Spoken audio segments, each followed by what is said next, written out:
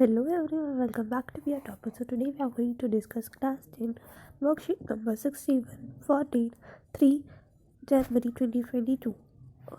तो आज हमें लखनवी अंदाज के आगे की वर्कशीट दी है, तो चलिए शुरू करते हैं. प्यारे बच्चों, पिछले कार्यपत्रक में हमने यशपाल जी की रचना लखनवी अंदाज का कुछ भाग पढ़ा.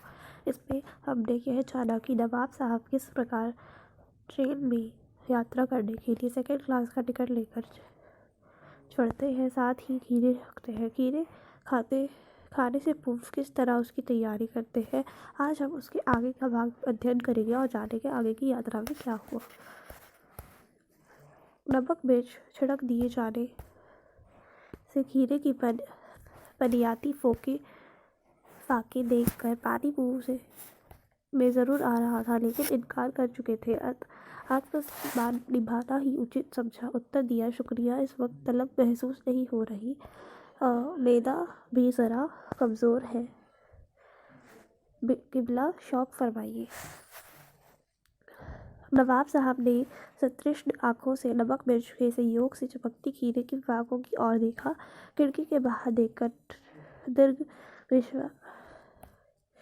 निश्वास लिया. खीरे की एक फाक उठाकर होठों तक ले गए. फाक को सूखा. स्वाद के आनंद में पलकें मूंद गई.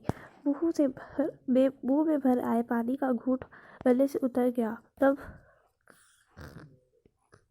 नवाब साहब ने फाक को खिड़की से बाहर से छोड़ दिया. नवाब साहब खीरे की फाकों को नाक के पास ले जाकर वासना से रसवादन पर खिड़की के बाहर फेंकते गए. नवाब साहब ने खीरे की सब फाकों को खिड़की से बाहर फेंक कर तौलिए से हाथ और होठ पोंछ लिए और गर्व से गुलाबी आंखों से हमारी ओर देख लिया, मानो कह रहे हो यह है खानदानी रईसों का तरीका. तो अब हम अपने क्वेश्चंस देखते हैं. लेखक के मुंह में पानी क्यों आ रहा था. नमक मिर्च छिड़के हुए खीरे देखकर लेखक के मुंह में पानी आ रहा था. किस बात के कारण लेखक ने आत्मसम्मान निभाना ही उचित समझा. क्योंकि वे पहले ही मना कर चुके थे खीरा खाने से, इसीलिए उन्होंने आत्मसम्मान निभाना ही उचित समझा. नवाब साहब खीरे की खिड़की से बाहर फेंकने से पूर्व क्या कहते थे. नवाब साहब पहले उसे होठों तक ले जाते, उसे सूंघते और फिर फेंक देते. मैं दिखाती हूँ.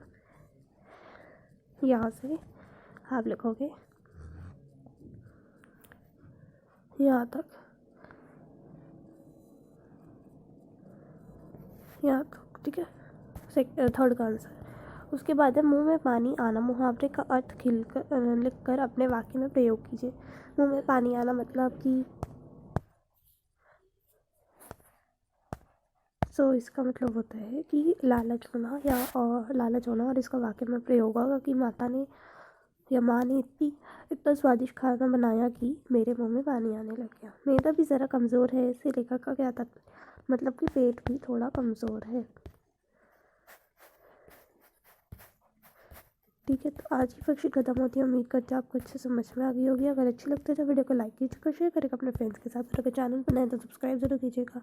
मिलते हैं आपसे अगली वीडियो में. Till then stay home, stay safe.